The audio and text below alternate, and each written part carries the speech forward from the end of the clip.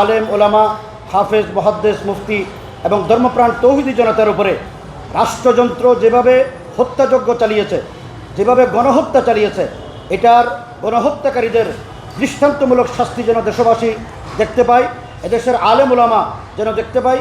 এই গণহত্যার দৃষ্টান্তমূলক শাস্তির মাধ্যমে আগামী দিনে যেন কোনো ফ্যাসিস্ট আলেম ওলামাদের সাথে, দেশের নাগরিকদের সাথে এইরকম অন্যায় অবিচার অত্যাচার যেন জুলুম না করে, তা যেন চিরদিনের জন্য বন্ধ হয়ে যায়, সেরকম একটা দৃষ্টান্তমূলক শাস্তি আমরা আশা করছি।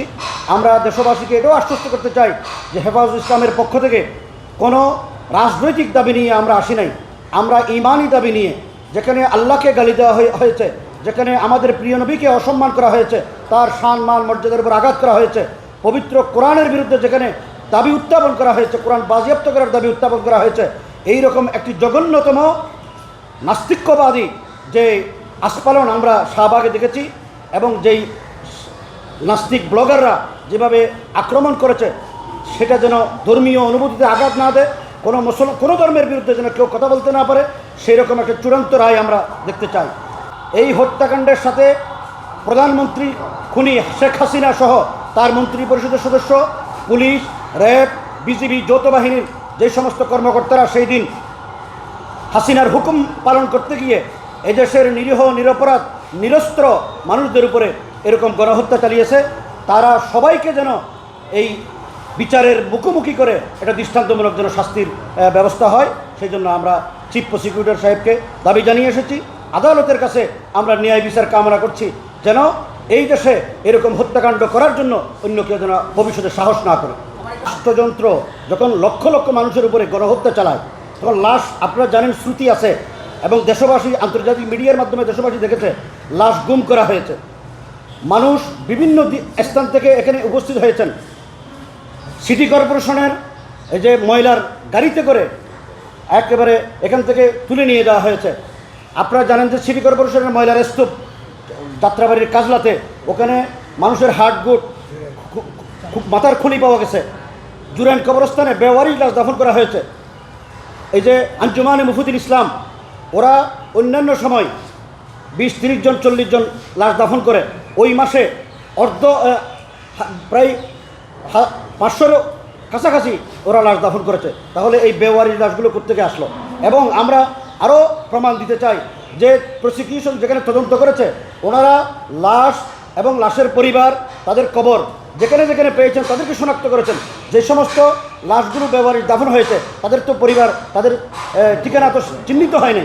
সুতরাং এইগুলিকে আরও যাচাই বাছাই করে একাধিক আরও এই বেওয়ারিশ লাশ, যাদের শুধু নাম আছে কিন্তু কোনো ঠিকানা নেই, এই ঠিকানাগুলো সংগ্রহ করে এবং আমরা চূড়ান্ত পর্যায়ে যেন তালিকা হয়, এই জন্য আমরা সহযোগিতা করি। সর্বস্তরের মানুষ এখানে উপস্থিত হয়েছে।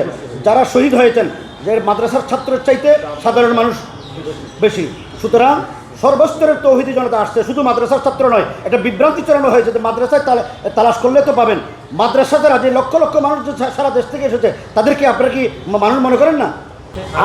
আমরা তো অনেক তথ্য দিয়েছি, কিন্তু তারা যাচাই বাছাই করবে, এটা হলো প্রসিকিউশনের কাজ। কতজন দিয়েছে সেটা আমাদের আরও বৃদ্ধি হয়েছে, আমরা সামনে বলবো ইনশাল্লাহ। আমরা তো বলছি যে কয়েক হাজার মারা গেছে। এখন এটার দায়িত্ব হলো সরকারের। বিগত আওয়ামী লীগ সরকারের আমলে 13 বছর আমরা তদন্ত করতে পারি নাই। আমরা তদন্ত টিম করেছি, আমাদেরকে অত্যাচার জুলুম করা হয়েছে, হয়রানি করা হয়েছে। যারা লাশ মারা গেছে, লাশ দাফন করার জন্য সুযোগ দেয় নাই, জানাজা পড়তে সুযোগ দেয় নাই। আপনারা মিডিয়ারা সেগুলি দেখেন না? যেখানে একটা লাশ মারা গেছে, একটা লোক মারা যাওয়ার পর র্যাব, পুলিশ, রাষ্ট্রের, এই দেশের জনগণের ট্যাক্সের পয়সায় বেতন খাওয়া এই কর্মচারীরা লাশ দাফন করতে দেয় নাই।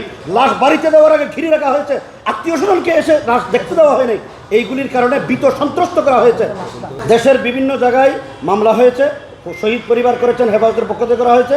আন্তর্জাতিক অপরাধ ট্রাইব্যুনালে আমরা এই মামলা করেছি। আমরা সর্বোচ্চ এখানে আদালত, এখান থেকে আমরা ন্যায় বিচার চাই। 6 আগস্টের আগে তো হেফাজত দাঁড়াইতেও পারে নাই, যেখানে আমরা কথা বলতে পারি নাই, যেখানে আমাদেরকে শত শত মামলা দিয়ে হয়রানি করা হয়েছে। কেউ যদি কথা বলে তাদেরকে গুম করে নেওয়া হয়েছে, জঙ্গি বানিয়ে দেওয়া হয়েছে, সন্ত্রাসী বানিয়ে দেওয়া হয়েছে। আচ্ছা, আপনারা বলছেন হাজার হাজার হত্যা হয়েছে, তো সেক্ষেত্রে তদন্তে বেরিয়ে আসছে 58 জন। এটা তো সরকার করবে, যে সরকার হত্যা করেছে তাদের কাছ ছিল কয়জন প্রমাণ করা, তারা তো বলছে একজনও মারা যায়নি। তদন্তে কি ঘাটতি রয়েছে কিনা কি বলবেন? আমরা মনে করছি যে বর্তমান যারা তদন্ত করছেন তারা সঠিকভাবে করছেন, যাচাই বাছাই করছেন, আন্তর্জাতিক মান বজায় রেখে করছেন। কিন্তু 1000-এর কাছে 58, তো আপনার কিভাবে এটা মেনে নেবেন? আপনাদের তো আমি বলছি যে এটা আপনারা সাংবাদিক, আপনারা মাটির তলা থেকে বের করতে পারেন, আসমানের উপরে কি হয় এটা বের করতে পারেন, এটা বের করতে পারেন না কেন? না, একটা হতাহত ঘটলে স্বজনরাও আসেন, তো এই যে স্বজনরা কোথায়?